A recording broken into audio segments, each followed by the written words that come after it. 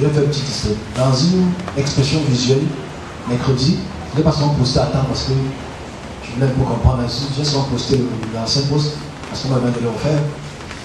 On me montre Kim Jong-un, qui est le président de la Chine, de Corée du Nord, pardon, qui était en marche sur une route avec des soldats, 2 ou 3 soldats à sa gauche.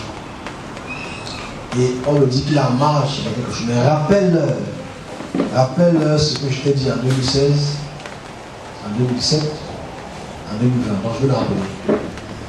En 2016, en octobre 2016, je suis dans un sous-marin coréen, la Corée du Nord, et puis dans le sous-marin il y avait des missiles. Ces missiles-là, la voie disait, il se prépare à attaquer le sud. Il y avait des missiles. On dit qu'il se prépare à attaquer le sud. Dis-le, ça c'est écrit encore ça en 2017. Sur Facebook. En 2017, un an plus tard, on me dit que le drapeau de la Corée du Nord va se relever pour se positionner en tant que puissance. En 2020, on me rappelle encore que le conflit du nord et du sud de la Corée vont être sur la table de discussion. Ça, je l'ai dit mercredi. Ça, je rappelle ça mercredi. Et je me dépose ça parce qu'en fait, il y a des attaques que la Corée du Nord est en train de poser et de préparer le terrain malheureusement contre la Corée du Sud. Ils n'ont rien à perdre. Mais je préviens encore une fois de plus, parce que la communauté internationale, il faut savoir que la Russie est alliée aujourd'hui avec la Corée du Nord dans le sens de l'armement. Hier, ils ont livré beaucoup d'armes à la Russie, des armes de pointe à la Russie.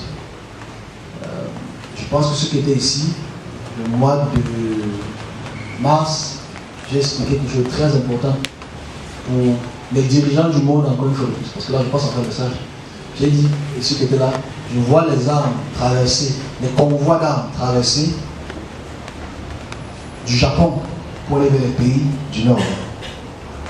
C'est-à-dire, c'est sûr que clairement, le Japon va s'allier à la Corée du Sud, qui est aussi, par ricochet des alliés des États-Unis, qui vont créer cet affront avec la Corée du Nord pour absolument toucher la Russie et la Chine. Donc c'est une guerre d'influence très puissante. Je préviens encore. Maintenant, tu ne peux pas dire à Biden de distance. Pour arrêter cette guerre-là, il faut que Trump revienne.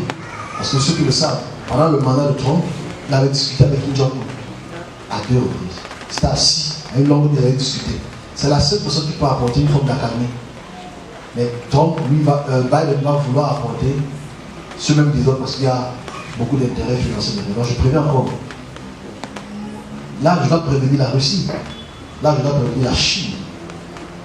Que s'ils se préparent, voilà ce que les autres se préparent aussi. Le Japon va participer. Parce que j'ai vu des convois. Des convois, il y a beaucoup de mois d'armes qui vont passer. Bon, au moins ça touche le Cameroun. Ok, bon, on a fini. Une fois de plus, cette expression visuelle. Ok, on a fini.